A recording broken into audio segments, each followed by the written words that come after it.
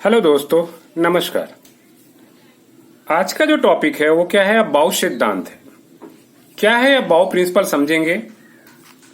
दोस्तों, इस टॉपिक में लोगों को बड़ा कंफ्यूजिंग होता है और जानकारी के अभाव में अगर देखा जाए तो यहाँ अबाउ का मतलब ये समझते हैं कि ये सिद्धांत जो है कौन, अबाउ नामक वैज्ञानिक ने दिया था।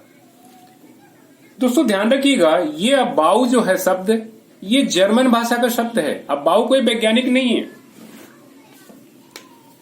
अगर देखा जाए ना तो हमने क्या कहा, ये जर्मन भाषा का शब्द है जिसका अर्थ होता है क्या, बढ़ते क्रम या बढ़ता क्रम। अक्सर लोग क्या करते हैं, अबाउ का सिद्धांत, अब अबाउ का सिद्धांत लिख देते हैं। काला गा दिया मतलब क्या है, लग रहा है कि इसे अबाउ के द्वारा दिया गया है। ये अबाउ जर्मन भाषा का शब्द है जिसका अर्थ क्या है, बढ़ता क्रम। इसलिए दोस्तों पहली बात ध्यान रखिएगा कि सिद्धांत को अबाउ नामक वैज्ञानिक ने नहीं किया था। वास्तव में देखा जाए ना तो अबाउ सिद्धांत 1920 में दिया गया था और इस सिद्धांत को देने वाले कौन थे, नील्स बोर। ये ध्यान रखिएगा। अक्सर बहुत बच्चों के मुंह से सुनता हूं कि अबाउ नामक वैज्ञानिक ने क्या किया, एक सिद्धांत दिया था जिसको अबाउ सिद्धांत कहते हैं। तो ये अबाउ नामक वैज्ञानिक नहीं बल्कि क्या 1920 में नील्स बोर्स ने क्या किया था, सिद्धांत दिया था। ये जर्मन भाषा का शब्द अबाउ को उठाया था उन्होंने, और अबाउ का जो अर्थ है यहाँ पे क्या है, बिल्कुल बढ़ते क्रम या क्रमिक निर्माण भी कह सकते हैं इसको हम। बढ़ता क्रम या क्रमिक निर्माण भी कह सकते हैं। अब नील्स बोर ने क्या है ना, परमाणु के कक्षकों में इलेक्ट्रॉन के भरने के लिए यह सिद्धांत दिया था। किस प्रकार इलेक्ट्रॉन भरेंगे ये इन्होंने जानकारी दिया था। अगर देखा जाए तो इसकी परिभाषा ये कहता है कि किसी परमाणु के कक्षकों में इलेक्ट्रॉन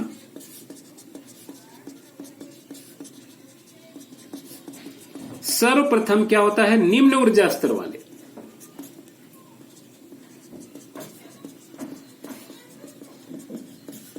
कक्षकों में क्या करते हैं, प्रवेश करते हैं।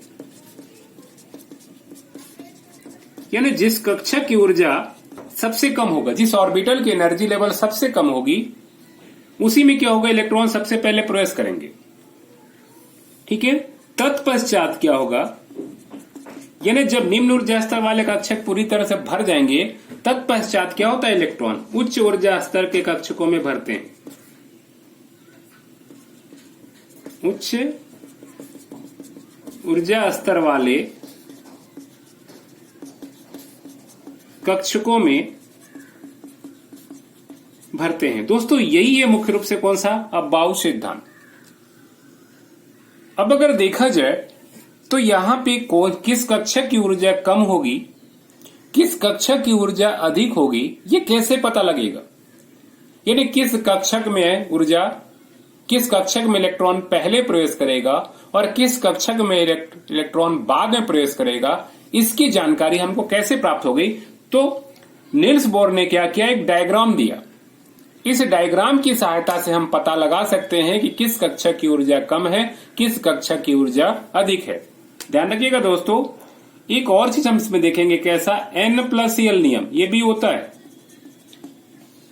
इस नियम के द्वारा भी पता लगाया जा सकता है कि किस कक्षक की ऊर्जा कम होगी और किस कक्षक की ऊर्जा अधिक होगी। वो अगले हम टॉपिक में चलेंगे। तो चलते हैं फिलहाल कैसा, नील्स बोर द्वारा दिया गया डायग्राम। तो उन्होंने कह सकते हैं, उन्होंने किस प्रकार डायग्राम बनेगा, किन की ऊर्जा कम होगी, किन की ऊर्जा अधिक है, उसको समझने के लिए चलिए डायग्राम को समझते हैं दोस्तों। देखिए दोस्तों, डायग्राम कुछ ऐसा बनेगा। ये हम बना रहे हैं। सबसे पहले कैसा, 1s, दूसरे में आएगा कैसा, 2s और 2p, तीसरे में आएगा 3s, 3p और कैसा, 3d, 4s, 4p, 4d और कैसा, 4f। इसी प्रकार क्या आएगा, 5s, 5p, 5d और कैसा, 5f। इस प्रकार दोस्तों हम लोग 7 तक कर लेंगे। जितने भी तत्वों की खोज हुई है ना, इसके बाद 8 की आवश्यकता नहीं पड़ेगी, 8 तक नहीं जाता है, 7 में ही सारे भर जाते हैं। अब कुछ लोग इसको सांप की तरह चित्र बनाते हैं, वैसे बनाने की आवश्यकता विशेष नहीं है। हम क्या करेंगे, राइट टू लेफ्ट इस प्रकार हम एरो लगाएंगे, इस प्रकार तिरछा।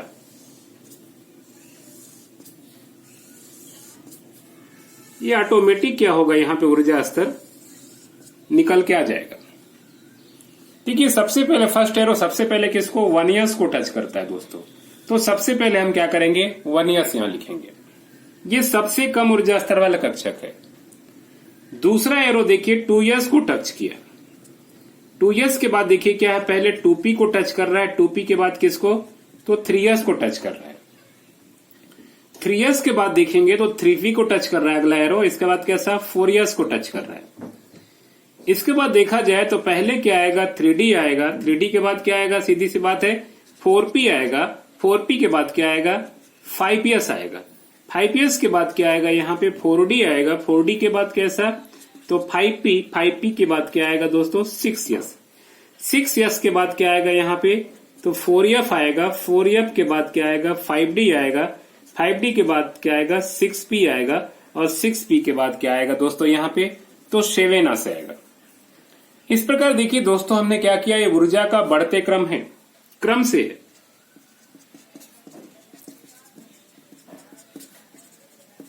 यानी सबसे कम ऊर्जा स्तर किसका है, 1s का है। उससे अधिक किसका है, 2s का है। 2s के बाद किसका, 2p का। इस प्रकार हम इस डायग्राम की सहायता से ऊर्जा के बढ़ते क्रम को हमने क्या किया, निकाल लिया। याद रखिएगा दोस्तों, इसी क्रम में क्या होते हैं, इलेक्ट्रॉन भरते हैं। ये अगर आपको क्रम समझ में आ गया या इस प्रकार आपने क्रम जान लिया, तो मैं समझता हूं कि तत्वों का आप इलेक्ट्रॉनिक कॉन्फ़िगरेशन या इलेक्ट्रॉनिक विन्यास सरलता से कर सकते हैं। ये बहुत सरल टिक्स है। किताबों में क्या है दोस्तों, इस क्रम में नहीं मिलता है। किताबों में क्या होता है ना, प्रिंटेड या छापने के चलते पहले दिया होगा 1s, फिर 2s, 2p, फिर 3s, 3p, 3d, है ना, फिर दिया होगा 4s, 4p, 4d और कैसा, 4f। अगर इस प्रकार क्रम में अगर आप किताबों में देखेंगे तो आपको बिल्कुल समझ में नहीं आएगा। वहां ऐसा लगेगा कि रटना पड़ेगा। दोस्तों यहां रटने की बिल्कुल आवश्यकता नहीं है।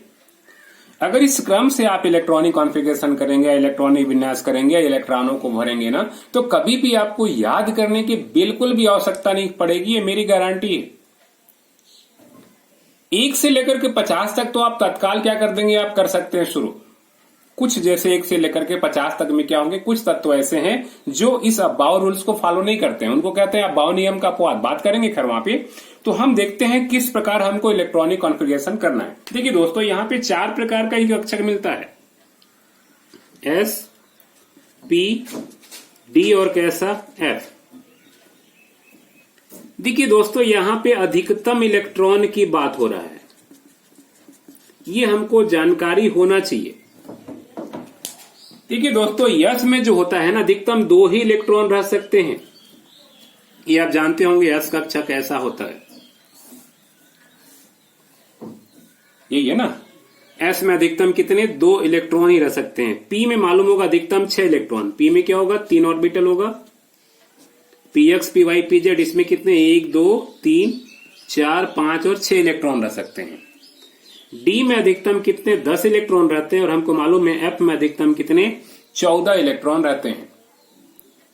डी में क्या होंगे, इस प्रकार 5 कोष मिलेगा, D X Y, D Y Z, D Z का square, D X square minus I square, D X Z, ये ना 5।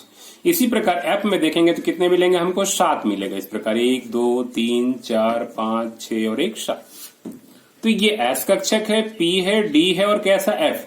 इसमें 5 है तो 5 दूना 10 भरेगा, इसमें 7 है तो 7 दूना 14 इलेक्ट्रॉन भरेंगे। ये हमको जानकारी होना चाहिए इलेक्ट्रॉनिक कॉन्फ़िगरेशन करते समय कि किसमें अधिकतम कितने इलेक्ट्रॉन भरते हैं।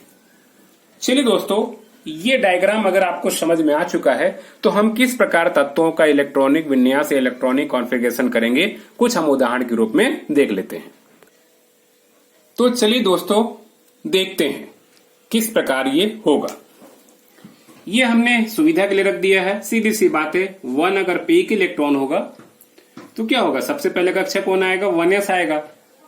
s में अधिकतम 2 रह सकता है जरूर, लेकिन क्या है अपन 1 है तो 1 ही रखेंगे। अब अगर परमाणु क्रमांक 2 है तो क्या होगा, 1s 2 हो जाएगा। 3 है तो क्या हो जाएगा, 1s2, 2 ही रह सकता है, अगला कक्षक इसमें आएगा कैसा 2s1। इसी प्रकार 4 होगा तो क्या होगा 1s2 2s2, यही होगा ना। 10 होगा तो क्या हो जाएगा दोस्तों 1s2 2s2 2p, p में अधिकतम कितने होते हैं 6। 11 होगा तो 1s2 2s2 2s2 के बाद क्या आएगा 2p6, 2p6 के बाद क्या आएगा 3s1, 2 2 4 6 10 और 1 11। देखिए दोस्तों करना क्या है ना, आपको इन सभी कक्षकों में इलेक्ट्रॉन पूरी तरह से भरना है। इसमें पूरी तरह से भरेंगे तभी अगला कक्षक लाएंगे। ये कक्षक पूरी तरह से भर जाएगा तभी इस कक्षक में इलेक्ट्रॉन जाएगा। इसी प्रकार अगर क्या करें दोस्तों हम 15 का करें तो क्या मिलेगा हमको 1s2 2s2 2p6 3s2, कितने हो गए 2 2 4 6 10 2 12। 3s के बाद क्या आता है 3p, 3p कितना होगा 12 और 3 15, तो बचा खुचा क्या है आखिरी में रखना है। इसी प्रकार अगर हम 20 का करें तो क्या मिलेगा 1s2 2s2 2p6 3s2 3p6 4s, 2 2 4 6 10 2 12 6 18 और 2 20।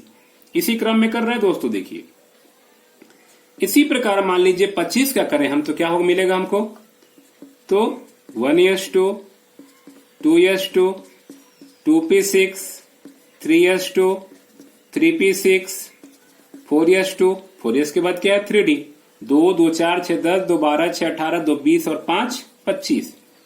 इसी प्रकार अगर 30 का करेंगे दोस्तों तो सेम यही आएगा, क्या आ जाएगा आखिरी में 4s2 3d10, 2 2 4 6 10 2 12 6 18 2 20 और 10 30। इस प्रकार आप सरलता से क्या कर सकते हैं दोस्तों इलेक्ट्रॉनिक विन्यास कर सकते हैं।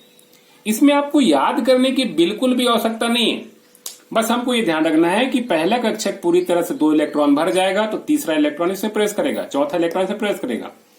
ये 4 इलेक्ट्रॉन भर जाएंगे तो 5वां से लेकर के 10वां इलेक्ट्रॉन तक इसमें भरेगा, 11वां 12वां इसमें इलेक्ट्रॉन भरेगा, 13 से लेकर के 18 इलेक्ट्रॉन इसमें भरेगा, 19वां और 20वां इलेक्ट्रॉन इसमें भरेगा, 21 से लेकर 30 इलेक्ट्रॉन इसमें भरेगा। ठीक है दोस्तों, इसमें क्या होगा 31 से लेकर के 36वां इलेक्ट्रॉन भरेगा। इसमें क्या होगा तो 37 और 38 इलेक्ट्रॉन भरेगा, और इसमें कितना होगा 39 से लेकर के जाएगा कहां तक तो 48 तक। ये कंटिन्यू क्या दोस्तों ध्यान रखना होगा। तो जब तक पहले पिछला कोष पूरी तरह से न भर जाए तब तक हम क्या है अगला कोष को कक्षक को हम प्रारंभ नहीं करेंगे। तो ये बिल्कुल आपको याद करने की जरूरत नहीं है, सिर्फ ये दिमाग में रखना है कि बचा खुचा इलेक्ट्रॉन कहाँ कैसा आखिरी कक्षक में प्रवेश करता है। बाकी पूरा पीछे के आप देखेंगे तो जितनी क्षमता है वो पूरी क्षमता से इलेक्ट्रॉन क्या है भरे हुए हैं। दोस्तों यही है क्या इसका सामान्य इलेक्ट्रॉनिक विन्यास। चलिए दोस्तों अब देखते हैं कुछ ऐसे तत्व जो अबाव नियमों का पालन नहीं करते हैं। जिसमें 24 दिख रहा होगा क्रोमियम का। आखिर ये अपवाद क्या है जरा समझ लेते हैं, क्या है एक्सेप्शन, क्यों नहीं करते जरा समझते हैं। देखिए अगर आप 24 का अबाव नियम से इलेक्ट्रॉनिक विन्यास करें तो क्या मिलेगा हमको 1s2 2s2 2p6 3s2 3p6 4s2 3d, 2 2 4 6 10 2 12 6 18 2 20 और 4 24। देखिए दोस्तों अबाव के नियम के हिसाब से यही इलेक्ट्रॉनिक विन्यास होगा, पर वास्तव में क्या देखा गया है ना कि क्रोमियम का इलेक्ट्रॉनिक विन्यास ऐसा नहीं होता है।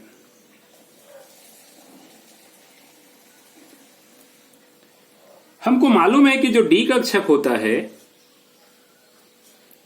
उसमें क्या होता है 5 ऑर्बिटल होता है। इसमें जैसी 4 इलेक्ट्रॉन भर जाते हैं तो इनको अर्ध स्थायित्व प्राप्त करने के लिए क्या होती है 1 इलेक्ट्रॉन की आवश्यकता होती है। ऐसे कंडीशन में देखा गया है ना कि इसकी जो ऊर्जा स्तर है ये 4s से कुछ कम हो जाती है और यहां का 1 इलेक्ट्रॉन सरक के इधर आ जाता है। ये वास्तव में कह सकते हैं कि कुछ विशेष परिस्थिति के चलते ये नियम या अबाव नियम को फॉलो कर ही नहीं पाते हैं। यानी इसका जो नया इलेक्ट्रॉनिक विन्यास हो जाता है ना यहां तक तो ठीक है 1s2 2s2 2p6, ये जो अगला स्थिति आ जाता है कैसा आता है ये हो जाता है क्या 4s1 3d5। अब दोस्तों एक समस्या होगी कि हम कैसे मालूम पड़ेगा, कि हम कैसे पता लगा पाएंगे कि कौन कौन सा एक्सेप्शन होगा। तो मैं आपको ट्रिक्स बता रहा हूं। देखिए दोस्तों, ये परमाणु क्रमांक कितना 1 से लेकर 55 तक, ये ध्यान रखिएगा, इन्हीं में कुछ लागू होगा। कुछ और भी ऐसे तत्व मिलेंगे जो विशेष अपवाद होंगे, पर जो मैं बातें बताना चाह रहा हूं ना, परमाणु क्रमांक 1 से लेकर 55, 1 से लेकर 50 तक लागू होगा। बस अपने दिमाग में बैठा दीजिएगा 1 से लेकर जो 55, ध्यान रखिएगा 55 के ऊपर की बात नहीं करूंगा, वहां पे अब कक्षक के चलते कुछ चेंजिंग मिल सकता है।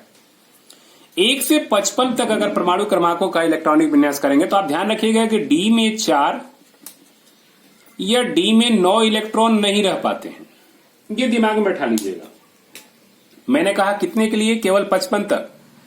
आगे जाएंगे ना तो क्या होगा, आपको डी में 9 और डी में 4 दिखाई देगा, तो आप वहां परेशान नहीं होंगे। मैं बार बार बोल रहा हूं कि परमाणु क्रमांक 1 से लेकर के 55 तक के लिए बिल्कुल दिमाग बैठा लीजिएगा कि डी में 4 या 9 इलेक्ट्रॉन नहीं होंगे। जैसी डी में 4 या 9 इलेक्ट्रॉन होंगे ना, तो पिछला कोष से एक इलेक्ट्रॉन क्या होगा, यहां पे सरक जाएगा। जैसे एक इलेक्ट्रॉन सरकेगा तो क्या होगा, ये अर्ध स्थायित्व को प्राप्त कर लेगा। और अगर 9 रहेगा तो क्या होगा, एक इलेक्ट्रॉन सरकेगा तो क्या होगा, 10, यानी पूर्ण स्थायित्व को प्राप्त कर लेगा। तो ये आपको छोटा सा एक ट्रिक्स बता रहा हूं, कितना परमाणु क्रमांक 1 से लेकर के 55 तक का आप इलेक्ट्रॉनिक विन्यास करेंगे तो बस ये दिमाग में बैठा लीजिए कि डी में 4 या 9 इलेक्ट्रॉन नहीं होते हैं। और अगर ऐसा स्थिति आएगा, ध्यान रखिएगा, तो उसमें से क्या होगा, एस कक्षक से एक इलेक्ट्रॉन सरक जाएगा। अब खुद अनुभव देखिए कि ये अब्बाव नियम का पालन नहीं कर पाया। अब्बाव नियम के अनुसार इसमें क्या है, 4s में 2 इलेक्ट्रॉन होना चाहिए और 3d में 4 होना चाहिए। अब्बाव नियम के अनुसार यही कहता है, लेकिन चूंकि अब्बाव नियम का पालन नहीं किया, इसीलिए बन गया क्या, अब्बाव नियम का अपवाद, एक्सेप्शन ऑफ अब्बाव लॉ। ठीक है, चलिए दोस्तों, एक मैं अगला और दिखाता हूं। 29 का जरा देखिए, मैं कर दिया हूं। 29 को देखिए। 29 को करेंगे दोस्तों तो क्या मिलेगा हमको, यहां पे 4s2 3d9 मिलेगा। सेम कंडीशन वही है, डी में क्या है, 9 है। यानी हमने बताया था कि डी में जैसी 9 होता है क्या होता है, ये चेंजिंग होता है। यानी 3p तक तो वही रहेगा, यहां क्या हो जाएगा, ये 4s1 हो जाएगा और 3d10 हो जाएगा। यानी यहां भी क्या हुआ, डी कक्षक के कारण जो है यहां पे रूल्स फॉलो नहीं हो पाया। कौन सा, अब्बाव नियम।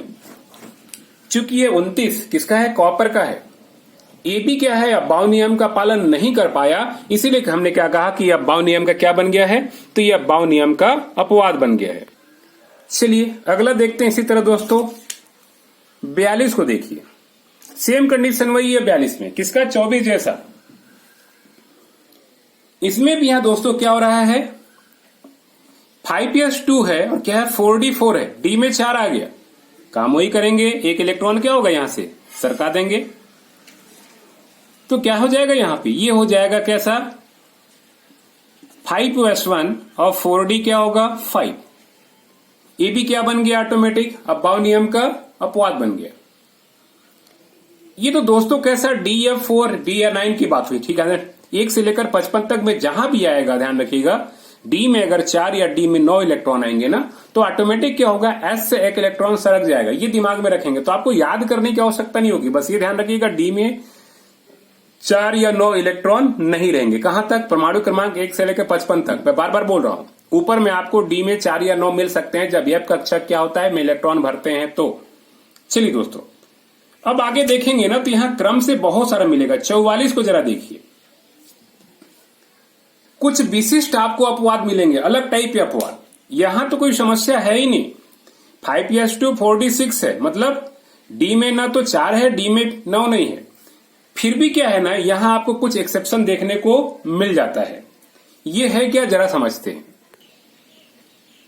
अब देखिए 44 में क्या होता है दोस्तों, बड़ा अजीब टाइप पे है। अभी तक तो यहां चल रहा था कि ये 4 या 9 ही होना चाहिए, लेकिन यह थोड़ा बड़ा अजीब होता है। ये अब्बाव नियम के अनुसार ये होना चाहिए। 44 और 45 में खास देखने को मिलेगा, पर यहां देखिए कुछ ऐसा होता है। कैसा,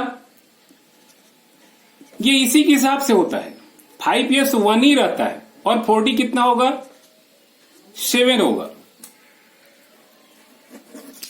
45 का आप देखेंगे तो 45 में क्या होगा, 5s2 4d7 दिख रहा है।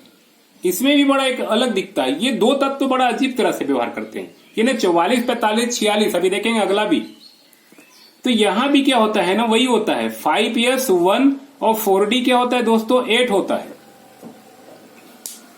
यानी आपको ध्यान ये देना होगा दोस्तों कि जैसा 42 का हो रहा है 5s1 वैसी 44 और 45, ये खास तौर से आपको ध्यान देना पड़ेगा किसका, 44 और 45 को। 42 तक तो समझ में आ गया होगा कि डी में 4 या 9, लेकिन 44 और 45 क्या होगा, बिल्कुल अलग तरह से दिखाई दे रहा होगा। ठीक है, तो यहां ध्यान रखिएगा ये 2 नहीं रह पाता है नियमानुसार, यह सही है, इसमें 4 या 9 नहीं है, नहीं होना चाहिए था, लेकिन ये देखा गया है कि ये ऐसा होता है। और सबसे आश्चर्य तो 46 जो पैलेडियम का है दोस्तों, ये बड़ा विशेष है, ये अपने आप में सबसे अनूठा तत्व है, सबसे विशिष्ट तत्व हम कह सकते हैं। 46 किसका, पैलेडियम का होता है। ये बड़ा अजीब होता है। यहां क्या देखा गया है ना कि 5s के दोनों इलेक्ट्रॉन कहां, 4d में चले जाते हैं। ये बड़ा विशिष्ट अपवाद मिलेगा आपको। यहां 5s से क्या होता है, दोनों इलेक्ट्रॉन 4d में। इसकी पुष्टि जो है ना इलेक्ट्रॉन स्कोपिक के द्वारा देखा जा चुका है। जब अध्ययन किया गया इस तत्व का, देखा गया है कि 5s में इलेक्ट्रॉन रहते ही नहीं है। तो आपको बड़ा अजीब दिख रहा होगा 44, 45 और 46, ये 3 खास तौर से आपको स्पेशल तत्व दिख रहे होंगे कि यहां डी में 4 या 9 अर्ध स्थायित्व कोई या स्थायित्व पूर्ण स्थायित्व कोई औचित्य नहीं है, फिर भी यहाँ 5s में क्या है 1 रहता है, 44 में भी 5s में 45 में भी 5s में 1 रहता है, और 46 में तो क्या होता है 0 हो जाता है। तो ये कह सकते हैं 3, 44, 45 और 46 आपको याद रखना होगा। ये बड़ा अजीब और विशिष्ट तत्व है। इनकी एक खासियत है कि अलग टाइप पे क्या है गुण रखते हैं। चलिए अगला देखते हैं। तो अगला तो खैर दोस्तों वही वाला लागू है।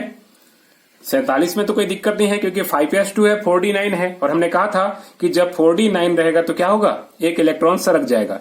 तो ये कंटिन्यू क्या हो जाएगा यहाँ पे, तो यहाँ हो जाएगा 5s1 और 4d क्या होगा 10। तो ये तो क्या है इसी के हिसाब से चल रहा है, ये बिल्कुल कह सकते हैं उसी के हिसाब से है। कौन सा, डी और 4 9 वाला। आपको बस 3 यहां ध्यान रखिएगा, 50 तक में ये 3 को आपको बारीकी से ध्यान देना होगा दोस्तों खास, क्योंकि अक्सर कंपटीशन में जो होता है इन्हीं से प्रश्न आता है। किससे किससे, 44 से, 45 से और किससे 46 से। क्योंकि यहां पे अगर लोग बारीकी से ध्यान नहीं देंगे ना तो बड़ा मुश्किल में पड़ जाते हैं।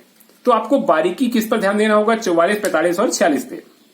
दोस्तों 55 तक और कोई विशेष अपवाद आपको नहीं मिलेगा, आगे भी हैं बहुत सारे, है ना। तो आप देख सकते हैं हमने 55 तक का हिसाब बता दिया, ये आपको ध्यान देना है। कौन कौन सा, तो आपको तो पहला टारगेट एक रखना है कि जिन डी कक्षकों में 4 या 9 इलेक्ट्रॉन रहेंगे वो ऑटोमेटिक क्या होगा, अबाव नियम के एक्सेप्शन बन जाएंगे।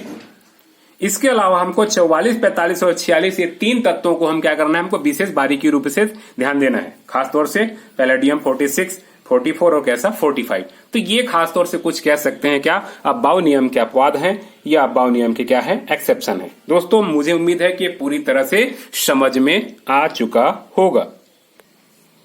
दोस्तों इसी से संबंधित है ये अगला N+L नियम। N+L नियम जो अबाव सिद्धांत से ही संबंध रखता है। दोस्तों इसको देखने के लिए आप अगले वीडियो को जरूर देखें। आने वाली वीडियो जो होगी N+L नियम ही होगी, ठीक है। फिलहाल मैं यहीं पे ब्रेक कर रहा हूं।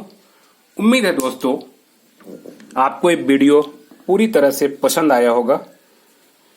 अगर किसी को कोई डाउट्स, कोई दिक्कत या कोई समस्या होगी तो प्लीज कमेंट सेक्शन में जरूर कमेंट्स करेंगे, और अगर वीडियो पसंद आई होगी तो जरूर लाइक और शेयर करेंगे। इसी उम्मीद के साथ दोस्तों, okay, goodbye, thank you.